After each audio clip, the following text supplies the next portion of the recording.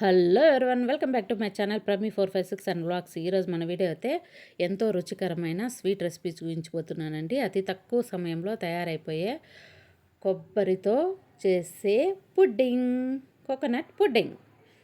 చూడండి, ఇలా చిన్న టెంకాయ అయితే తీసుకున్నాను నేను.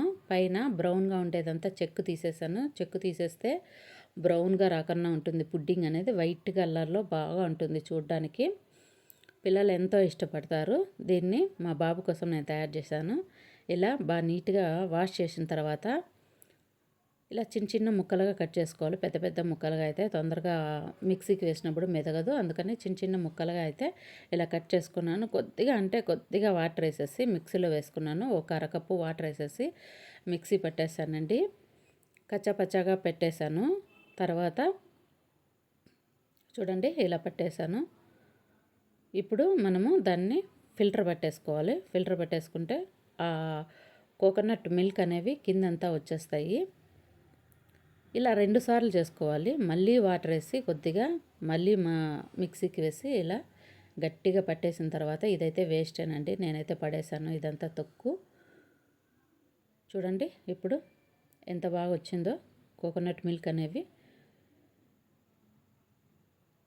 ఆ కోకోనట్ మిల్క్లోకి కార్న్ పౌడర్ అయితే నేను 1 కప్పు వేసుకున్నానండి. 1 కప్పు వేసుకుంటే సరిపోతుంది. మరీ ఎక్కువ వేసుకుంటే చాలా చిక్కగా అయిపోతుంది. స్వీట్ ఎక్కువ కావాలనుకునే వాళ్ళు 1.5 కప్పు పైన వేసుకోండి షుగరు. 1.25 అలా. నేనైతే 1.5 కప్పు వేసాను షుగరు.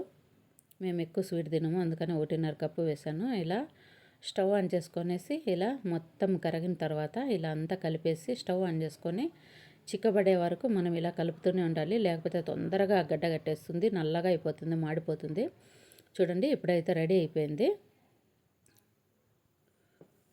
గట్టిపడిపోయిన తర్వాత కింద చల్లారనివ్వాలి. చల్లారబెట్టిన తర్వాత మనము ఒక గిన్నెలోకి నెయ్యి పూసుకోవాలండి. నెయ్యి పూసుకున్న తర్వాత ఈ చల్లారిన మిశ్రమాన్ని ఇందులో వేసేసుకోవాలి. తర్వాత మనము 2 అవర్స్ అలా డీప్ ఫ్రిడ్జ్లో పెట్టుకోవాలి. తీసిన తర్వాత మూత పెట్టుకోవాలండి. మూత పెట్టి డీప్ ఫ్రిడ్జ్లో పెట్టేసుకోవాలి. చూడండి, ఇలా ఎంత టేస్టీగా ఉండే coconut pudding ready. Pudding ready అయిపోయిందండి.